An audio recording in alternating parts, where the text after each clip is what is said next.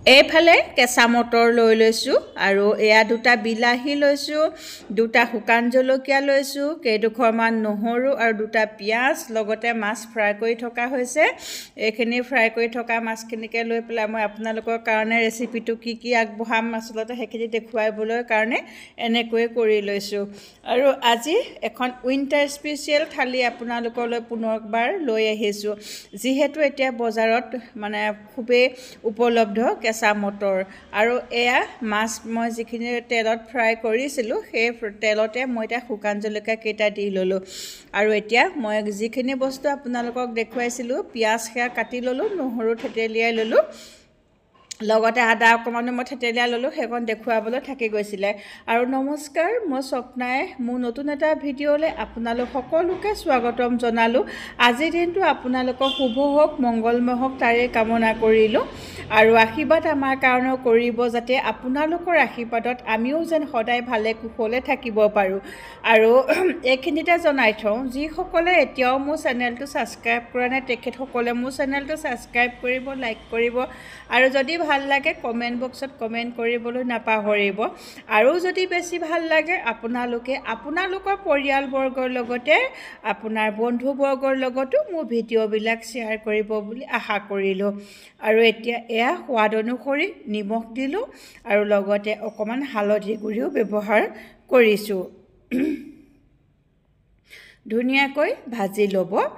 আৰু আপোনালোকে যদি মছলা এতিয়াই দিব বিচাৰে বা মছলা খাব বিচাৰে, সৰহকৈ খায় কমকৈ খায় মছলা, সেইখিনি এতিয়া আপোনালোকে ব্যৱহাৰ কৰিব।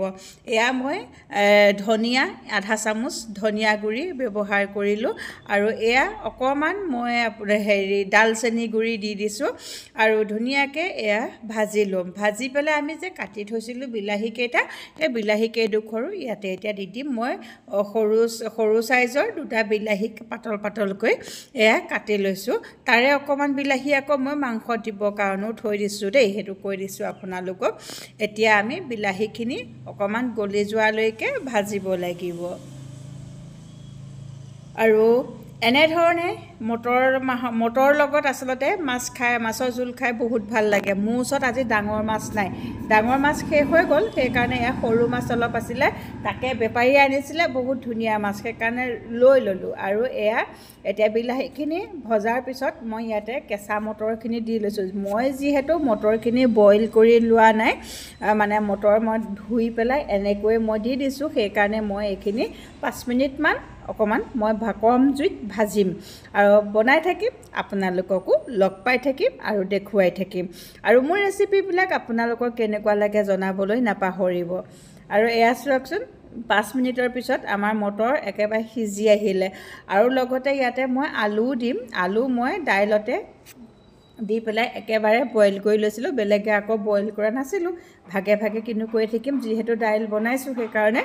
এয়া মই সেই আলুখিনি দাইলতে দি পেলাই বইল কৰি লৈ লৈছিলোঁ। আৰু এতিয়ালৈকে মই আলুখিনি ভাঙি দিয়া নাই, এতিয়া মই আলুখিনিও লাহেকৈ এটুকুৰা দুটুকুৰাকৈ এনেকৈ ভাঙি দিম।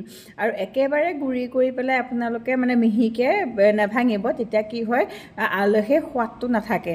অকণমান ডখৰ হৈ থকাকৈ আপোনালোকে হেৰি কৰিব যে আলুখিনি ভাঙি দিব, তেতিয়া জোলখিনি খায়ো ভাল লাগিব।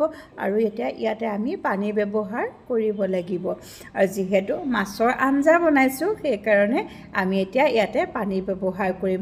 আপোনালোকে কেইজনৰ অনুপাতে বনায় সেই অনুপাতে আপোনালোকে পানীখিনি ব্যৱহাৰ কৰিব। আৰু এটা কথা মই সদায় কৈছোঁ যে সদায় আপোনালোকে যদি জোল খাব বিচাৰে, আঞ্জা খাব বিচাৰে, তেতিয়া আপোনালোকে পানীটো অকণমান বেছিকৈ দিব, যিহেতু উতলি থকা আঞ্জাখনৰ সোৱাদেই কিছু বেলেগ হয়। কিন্তু সেই জোখটোত আপোনালোকে ৰাখিব জানিব লাগিব। যেতিয়া উতলি সেই আঞ্জাখন এটা নিৰ্দিষ্ট হেৰিয়ত আপুনি ৰাখিব, তেতিয়া সেই আঞ্জাখনৰ টেষ্ট ইমানেই মানে আপোনাৰ মুখত লাগি থাকিব, আপুনি গম নাপাব যেন মানে আকৌ বনাই খাম আপোনাৰ এনেকুৱা লাগি থাকিব। আৰু এতিয়া আমাৰতো এয়া দেখিছে নহয়, কি ধুনীয়াকৈ আঞ্জাখন উতলি আহিলে আৰু এতিয়া ইয়াতে ফ্ৰাই কৰি থোৱা মাছখিনি দি দিম আৰু যিহেতু ল'ৰাটোৱে এনেকৈ মাছত মানে সৰু মাছ খাবলৈ বেয়া পায় জোলত দিলে সেইকাৰণে তাক ফ্ৰাইকৈ দিম আৰু আমাৰ কাৰণে এয়া জোলকৈ বনাইছোঁ আৰু আপোনালোকে যদি এনেধৰণে খোৱা নাই জনাব দেই আৰু অতি সোনকালে আপোনালোকে মোৰ এই ৰেচিপিটো আপোনালোকে বনাই খাব বুলি আশা কৰিলোঁ আৰু ইয়াতে এতিয়া মই এয়া মানে কেঁচা জলকীয়া 3টা মই মাজেদি ফালি দি দিছোঁ আৰু যেতিয়া মানে কি হয় এনেকৈ কেঁচা জলকীয়াকেইটা যেতিয়া আপোনালোকে ফালি দিব মানে ইয়াৰ সোৱাদটো আৰু দুগুণ বেছি হৈ যায় কেঁচা জলকীয়াৰ এই গোন্ধটোৱে ভাল লাগে আৰু ইয়াতে মই এতিয়া এয়া ধনিয়া কাটি দিলোঁ ধনিয়া আছিলে সৰহকৈ ধনিয়া কাটি দিছোঁ আপোনালোকেও এনেকৈ ধনিয়া কাটি দিব যদি নাই সেইটো আৰু ক'বলগীয়া একো নাই স্কিপ কৰিব পাৰে হৈ গ'ল এতিয়া আমাৰ মাছৰ আঞ্জা নহয় জানো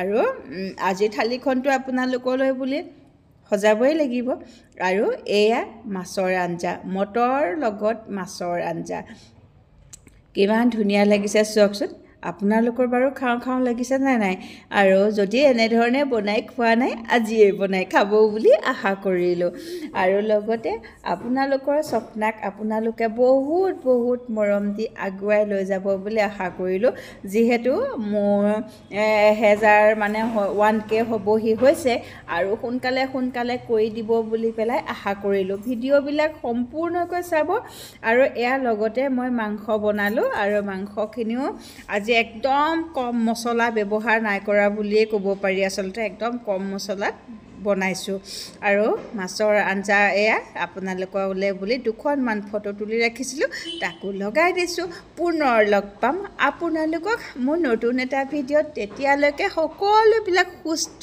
থাকক নিৰোগী হৈ থাকক আৰু এয়া আপোনালোকলৈ থালিখন সজাই দিলোঁ থালিখনত কি আছে এয়া দেখিছে মাছ ফ্ৰাই বেঙেনা ফ্ৰাই দাইল আছে এটা বিহ জলকীয়া আছে মোৰ একেবাৰে ফেভৰেট হয় বিহ জলকীয়া আৰু মই বিহ জলকীয়া খাই খুবেই ভাল পাওঁ মাছৰ আৰু মটৰ লগত মাছৰ জোল আৰু এইফালে মাংস আৰু আমাৰ দেওবৰীয়া থালিখন আপোনালোকলৈ বুলি আগবঢ়াই দিলোঁ কেনেকুৱা লাগিলে জনাবলৈ নাপাহৰিব